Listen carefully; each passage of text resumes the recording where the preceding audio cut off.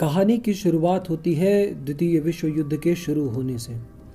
Germany, जो Europe की उभरती हुई महाशक्ति थी, वह धीरे धीरे टेरिटरीज जीतते जीतते इतनी बड़ी हो गई कि उसे अब हर तरफ विजय ही दिख रही थी।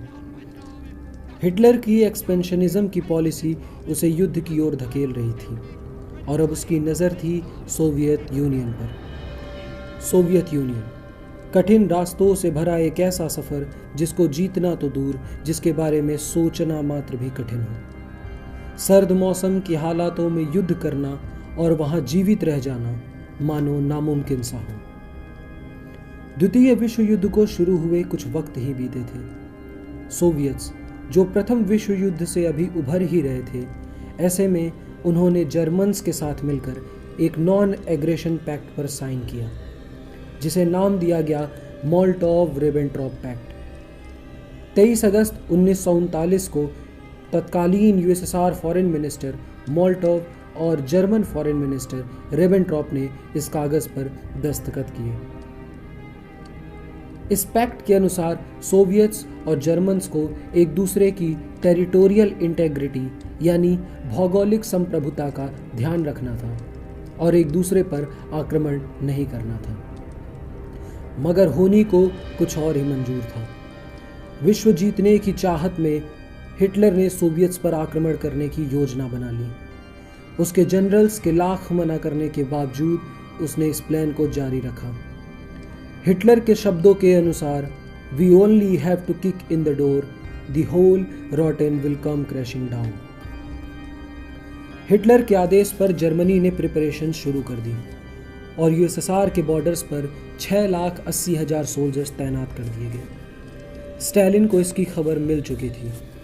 उसने अपनी सेना को तैयार रहने को कहा। जर्मन्स ने अपनी आर्मी को 3 ग्रुप्स में बांटा: army group north, army group centre and army group south. Army group north जो लेनिनग्राड की तरफ जाएगी, आर्मी ग्रुप सेंटर जो मॉस्को की तरफ, और आर्मी ग्रुप साउथ जो कीव एंड यूक्रेन की तरफ जाएगी। तारीख 21 जून 1941, समय दोपहर 1 बजे। जर्मन रेडियो पर एक संदेश बजा, डॉर्टमंड डॉर्टमंड, जिसका अर्थ था ऑपरेशन कल सुबह शुरू होगा। 22 जून रात्रि 1 बजे सोवियत्स को अलर्ट मैसेज मिला, be alert and be prepare for the war. तारीख 22 जून रात्रि के 3:55। एक्सिस पावर की तरफ से सोवियत्स का इन्वेजन शुरू हुआ। शुरुआती रुझानों की माने तो जर्मन्स जीत रहे थे। उन्होंने फुल स्केल अटैक शुरू कर दिया। ऑपरेशन की शुरुआती खबरें जर्मन्स को खुश कर रही थी। कुछ ही दिनों में जर्मन्स ने स्कोव, वितेब्स्क, मोगिलेव, मिन्स्क, ब्रेत-लिटोव्स्क पर कब्जा कर लिया। सोवियत्स को युद्ध में पिछड़ते देख स्टालिन ने तुरंत 8 लाख ट्रूप्स और डिप्लॉय कर दिए।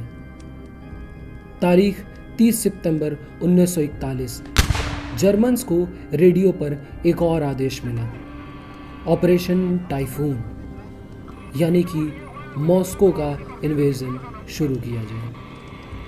अब तक सर्दी का मौसम आ चुका था। जर्मन्स जो सादे कपड़ों में लड़ रहे थे, उन्हें बहुत ही सारी कठिनाइयां झेलनी पड़ रही थी। अक्टूबर 13, मॉस्को में मार्शल लॉ लगा दिया गया। ऑपरेशन टाइफून शुरू तो हुआ, मगर सर्द के मौसम में जर्मन्स की कठिनाइयों को देखकर उसे ठीक 1 महीने बाद अक्टूबर 1941 को रोक दिया गया। अब जर्मन्स ने पैंजर ग्रुप का अटैक शुरू किया। पैंजर ग्रुप यानी टैंकों की सेना।